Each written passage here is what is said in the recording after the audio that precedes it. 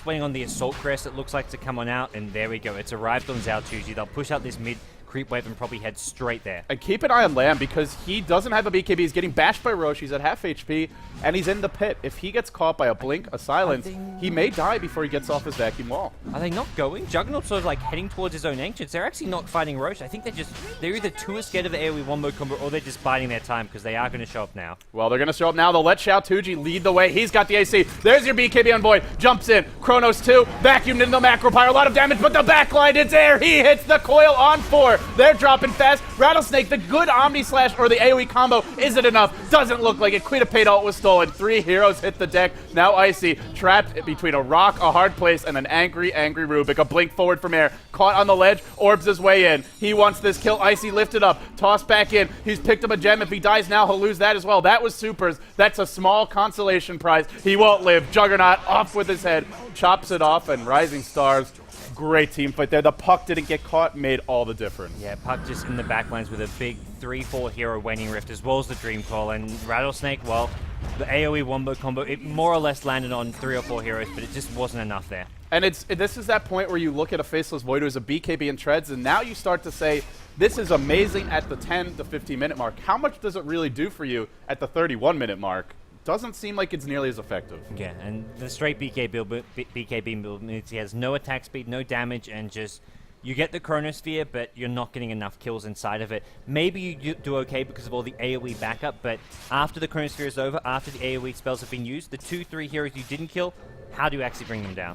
The one thing, I don't mind the BKB first, but that's where your Queen of Pain really needs actual damage items, not an Aghanim Scepter, which for the most part you get for the cooldown reduction, not the increase in damage, and at this point in the game just isn't going to be that effective. So I feel like as a team, this is where you sort of say maybe they should have made a different decision. Not necessarily that Icy did anything wrong, but one of these two needs damage. Either way, this is the position they're in now, gods. They trail by about 8k gold, about 6k experience. RisingStars with a comfortable lead.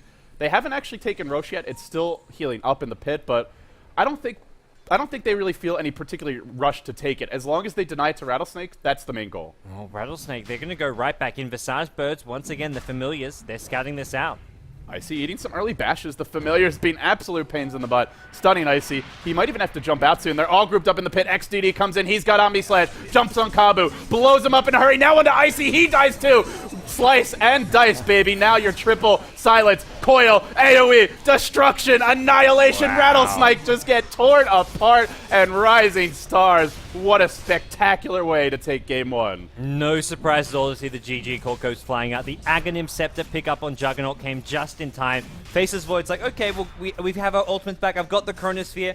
But BKB is not going to save you from an Omni Slash. There's plenty of physical damage to go through. They find the easy pick-off. They take game one. And Xiao Tuji, he's showing off. Denies the Aegis in the pit.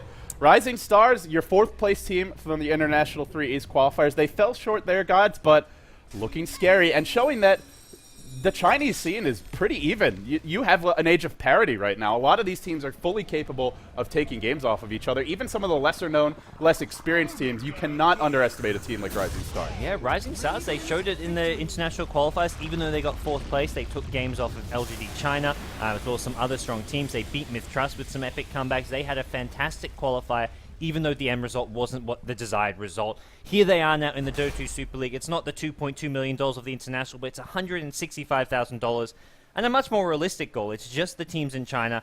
It's, well, something which is within their grasp. Here in Group B, they're off to a fantastic start, taking game one against a tough team, Rattlesnake. I really like the way RisingStars played this game. They ran that aggressive trialing, and at times we were like, man, they really need to find kills, but they were patient. They put their faith in the early Blink Dagger on Puck, the early mechanism for Alchemist, and they were selective about their fights. For Rattlesnake, felt like they just had too much faith in the AoE combo and just weren't quite good enough at executing it. Guys, that's going to wrap up game one. It's RisingStars who lead this series now 1-0. A slight surprise, but 2RS is pretty evenly matched overall. The one big storyline here is if Rattlesnake lose this game, gods, they are suddenly 0-2 in the group, and that makes things difficult. That's without playing Team DK as well, and their final match will be against Orange Esports, who, well, they're tough, they're very unpredictable. That's by no means going to be an easy win, or all their matches are going to be tough. We could see them, if they lose this match, it's entirely possible they go 0-4. Yeah. I mean, we had 4Love be the 0-4 team in Group A. Not many people, you said a team's going to go 0-4, you'd probably say RisingStars in Group B, but RisingStars saying, nope, that's not going to be us. Well, let's not get ahead of ourselves, guys. It is a 1-0 lead for RisingStars. We'll take a quick break, and when we come back, we'll be live with Game 2. Rattlesnake, they got to take 2 in a row, or they will fall to 0-2 in the group.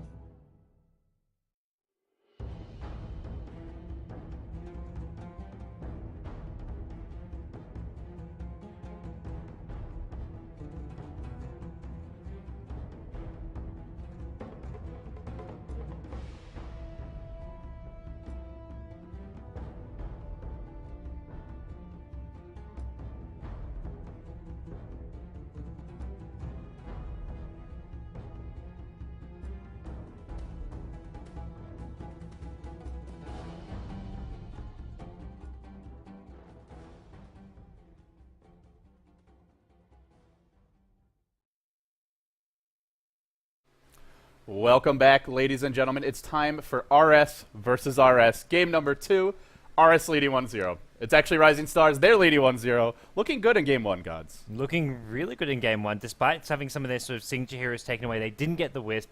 They didn't get a few of their other heroes, but hey, they may do. The Zhao Tuji Alchemist once again prevails. Yeah.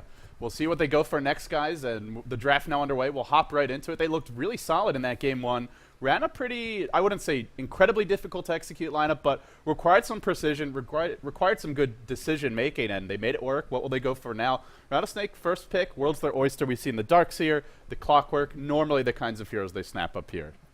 Yeah, and they need to bounce back. We've mentioned in the previous game they're currently seeing 0-1. They lost their best of 3 against LG International 2-1, so a second loss here. While it doesn't seal their fate, it brings them very close to getting knocked out in the group stage, because their next 2 matches are against DK as well as Orange Esports. So to me, if they lose this match, they're probably knocked out, which is not where you want to be. And even if they do move on, it would be as that second or most likely third place seed, which means you have a long road to go through the playoffs. You'll have to play an extra match, and it'll be a little bit more arduous of a journey. For Rattlesnake, what do they go for here? They still have that first pick. They'll bide their time on it. But I do want to point out that Rattlesnake giving the proper respect to a team that can run Wisp reasonably well. They'll ban it out both games, and I feel this is just the right call from some of these Chinese teams. Like we saw IG not respecting the hero. Hero deserves respect. Yeah, I totally agree. I think it's just something where if you know your opposing team will play it, and if you don't have the experience beating it and dealing with it, just ban it out. Don't let it through at all. It's not worth having to deal with the shenanigans that Wisp brings to the table. Rattlesnake, though, first pick Visage. We saw it last game get, I think, second or third pick by RisingStars, and it was a very key hero, an instrumental hero to their victory. So Rattlesnake just going to grab it up here. He's been winning a lot of games. Visage, a strong and versatile opening. You can aggressive tri-lane with him. He can be the farmer in that tri-lane. He can be a support. He can defensive tri-lane. The world is your oyster. What will RisingStars go for here themselves? We saw a Juggernaut, a Puck last game. Even there was a Weaver ban, something that they often like to run. We'll see if they go for it. Wouldn't be here, though. And they'll start with the Shadow Demon. So pretty strong, versatile support. I agree. And it's something where if they want to go to their sort of trademark Alchemist, it fits in nicely. They can go for the Kunkka. That's very popular. They're going to get the Nyx Assassin now. So a potential solo mid or a 4th-position support here does sort of give some spunk to their line. You don't quite know where he's going to be going. So Rattlesnake are going to be guessing as to what the lanes are from RisingStars. RisingStars themselves, they probably don't even know just yet. We've seen Nyx go mid. We've seen him as a tri-lane support, so their lanes are hard to predict as well. Rattlesnake, though, Clockwork, Darkseer combo, if they want it, they have it now. Yeah, they could have actually had it last game as well. Clockwork not banned out at all. They didn't want to go Kunkka, though. This is going to be that solo mid Kunkka, I imagine. Something which has had a lot of success, and they get Keeper of the Light to run off their tri-lane. Their tri-lane is very potent now. Lots of range, lots of burst, and even if Kunkka's in that tri-lane, I guess you don't have the best setup for him, so probably he goes towards mid. Yeah, you have no set ball. I think they'd rather grab... Chill. Yeah, you'd rather grab something like a Sven or something with a proper stun, even going back for your Chaos Knight, whatever it may be. Grave Chill alone is... You can't really guarantee a torrent to land. Right. Though, of course, there's always Luna as well. Maybe something Rattlesnake look towards here. Gyrocopter too, but RisingStars, they won with the Juggernaut last game, and they'll go for it now. It's the perfect response. It's can block a lot of these spells, these nukes, which aren't instant. Visage, the Solar Sumps can be dodged. Keep Light, Illuminate can be dodged. Kunkka, if you see a torrent coming out that you know is going to hit, you just Blade Fury away. So it's a great response, and it's something which fits RisingStars' playstyle very, very well. Now they ban out the Enchantress. A little bit worried about the jungle game of RisingStars, which, truth be told, hasn't really been something they've turned to often, but they'll ban out the Enchantress here, and as well as just the pushing power. You have a Juggernaut healing ward, you throw an Enchantress creep army on top of it, they're worried about getting pushed early. Yeah, and it's something, it's super, some of his actually, I know from his player card, some of his signature heroes were these junglers. It was the Wisp, Enchantress, and Chen. The one game that they did manage to win against LGD was with the Wisp PA, and they had the Enchantress in the jungle. So yeah. It was a super Enchantress there. I think it's worth, once again, you get to the second ban stage, something which could fit well into the RisingStars lamp, you may as well ban it out. There you can actually see them. They're looking pretty relaxed after their Game 1 victory. They've got that Game 1 victory. If they take this game, they will be 1-0 to start their group stage, and Rattlesnake will fall to 0-2. Darkseer now, the ban for RisingStars, pretty obvious and suitable ban. He can put a lot of pressure on the tri-lane, as well as being pretty damn hard to kill. They have what looks to be a tri-lane versus tri-lane scenario, which means, well, Darkseer gets a 1v1. You don't want to have to deal with him. Ban him out. The problem with banning out for Rattlesnake, banning out the Weaver, the Chen, the Enchantress here as well, is that they're now opening. Well, sorry, they're opening things up for Rising Stars a bit with what they can go for as far as carry heroes. Alchemist still in the pool. We saw last game was the Alchemist, the Juggernaut as well. And I think something which Rising Stars have overlooked is Rattlesnake picking up a third hero to go with the Visage Keeper of the Light. Because I don't think Kunka's going to be going there. I think it's more likely going to be something like a Sven, like maybe even they go for the Alchemist. So that's something they definitely have to be worried about here with this last ban of theirs. And for Rising Stars, we saw the Puck last game. Queen of Pain's an option for them as well. Those strong solo mids. Rattlesnake do respect the Weaver, and that's something that Air has taken mid quite often. I actually like the Weaver ban simply because there's barely any lockdown at all for him. You have Monoleak, that's not great lockdown. X-Torrent, it's okay, not fully reliable. You can often time-lapse out of it if there's no chain stun. So I really like the Weaver ban, but getting rid of both junglers, that does open up the pool quite a bit.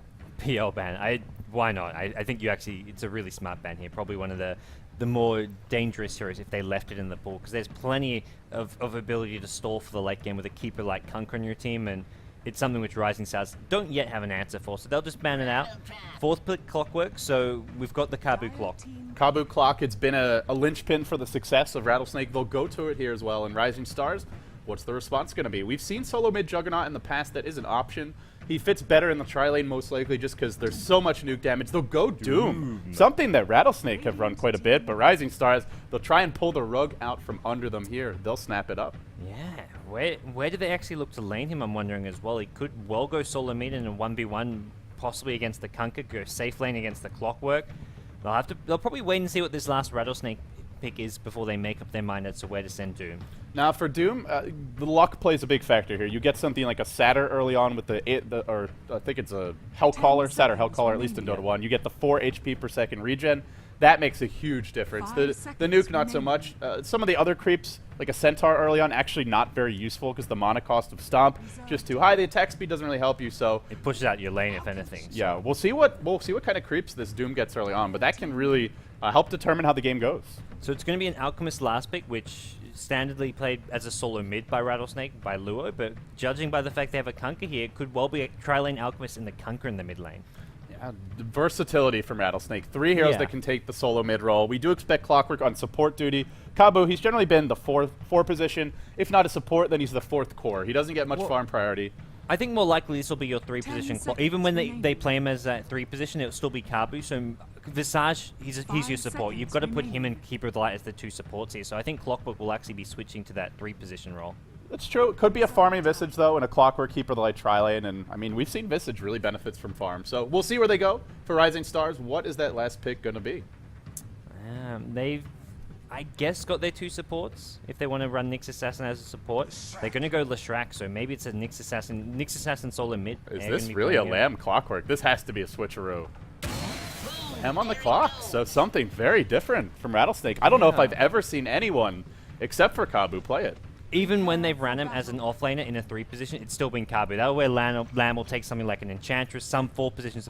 He's actually played a Visage before when they had a Clockwork in the game, but he's staying into that offlane position. It's where it's what his sort of, I guess, on paper role is, but we've seen Rattlesnake mix up these roles so many times. Lamb likes to take that paper and throw it out because yeah. he changes roles every game. On the side of Rattlesnake, they trail 0-1 in the best of 3. If they lose this game, they lose the set, and they drop to 0-2 in the group, and from there, DK and Orange are waiting. The group gets very hard for Rattlesnake if they lose this game. They'll need a win. Lamb on the Clockwork. We'll have Kabu handling the Keeper of the Light, not going to get his hands on the clock this time around. Icy taking the Kunkka and his talents to the solo mid-roll. Early gauntlet for him. Luo on the Alk, going to be playing that safe lane, farming Alk, not a solo mid this time around. And Sagam, last but not least, on the safe lane, support Visage. Yeah, they've definitely thrown out the paper because it's Luo on the hard carry, not Icy this time around. But for the Rising Stars squad, it's going to be a Juggernaut played by XDD once again. Mofi on the support Shadow Demon. Super playing the support Leshrac. Over in the mid lane, it's Air on the Nyx Assassin and safe lane farming Zhao Tuji on Doom. So they're sticking to their standard roles, but Rattlesnake have done a bit of a curveball with theirs, although nothing that's going to catch Rising Stars too much by surprise. Rising Stars, I feel they have a lineup that's easily strong enough to just go into the jungle right away and start warding and getting aggressive, but they'll play it safe. They'll wait for the rune, and we do have an Observer Ward still on Super, so I imagine they'll be trying to contest this pull. For Rising Stars, how do you feel about their tri-lane? Shadow Demon, Juggernaut, Leshrac, great burst damage if they can catch someone out, but how do you feel they match up against Rattlesnake? It's pretty solid. I think they do just fine here. The key thing is not try and just minimize the damage taken from Illuminate in the first creep wave or two. Level 1 Illuminate, very painful. He's got 2 clarities there, so if he hits a couple 2-3 hero Illuminates, it gets a lot harder for RisingStars here. Well, they have the Sentry Ward blocking the camp. There is an Observer up for Rattlesnake right now, and we could see an Illuminate being channeled. Kabu, he wants to hit 3 heroes. He'll begin the channeling process now. It's going to nail 3. All 3. That's a great start for him. And, well, while we have a moment, we'll take a look at our other 2 lanes. Icy, solo mid Kunkka versus the Nyx of Air. And last but not least, it's going to be Xiao2Ji on the Doom. Top 1v1 against Clock. How do you feel about the 2 solo lanes? I don't think too much. Doom, Clockwork, relatively even lane. We don't see Doom going for any creeps here. He just went straight to lane, so no satyrs for him. Nyx Assassin versus Kunkka can be annoying for Kunkka because you can use Carapace. He's gone Carapace level 1, which can actually block a lot of that Tidebringer damage if you time it right. So I think both 1v1 matchups will be pretty even as far as CS go, at least as I see it. It's also a nice combo against the Torrent because he comes in and, we'll see a quick nice. D-ward here from RisingStars. It was actually Rattlesnake trying to D-ward their pull. They went in with the Sentry Ward, but Shadow Demon Leshrac rotated, scared away Visage, and they keep their Sentry Ward there. Well, they have to be scared because Leshrac, Shadow Demon, and head-on confrontation are just going to do more at level 1. Well, Sangam does have 1 more Sentry Ward. The problem is he D-wards that Sentry, and then, well, he's out of Sentries. They put another Sentry Ward down, D-ward him back, and the pull is lost. It seems to me they can't rely on this pull at all. He's just going to give up on that. And that really plays into RisingStars' hands, who I feel Rattlesnake, their big advantage is the war of attrition. And one of the key components to that is the pull. Whereas you look at RisingStars, they want to just take the team fight. So Rattlesnake falling a bit behind in the tri-lane. The good news, though, is they have some pretty strong solos. The Kunkka, 5-3, doing well in the mid lane. And the one lane that I think is the most interesting is this safe lane Doom. He started with a Dark Troll Warlord, so he has access to the skeletons, and truth be told, those are going to be really nice against Clockwork. That means Battery Assault won't be too effective. They'll go in now, though. Bottom lane, Luo's been caught out. He eats a Blade Fury to the face. Actually, they're out of range, though. Super's going to die first. Luo not dying to the Blade Fury yet. He will go down in the end, but it's going to be a 2-for-1. Looks like just a body block there cost him, and on the raw power of a Soul Assumption as well as an Illuminate.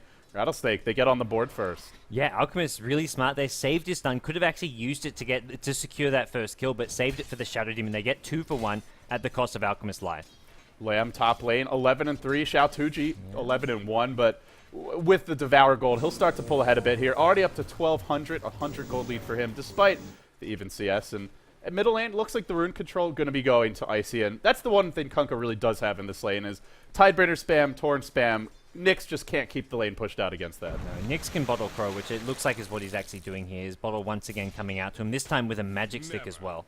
Nice job there by Icy. Actually cancels his Tidebringer so that he won't take any Spike Carapace damage or stun, and now he'll toss it out. Really just kind of the little things on this lane can end up making the big difference. Oh, by all means.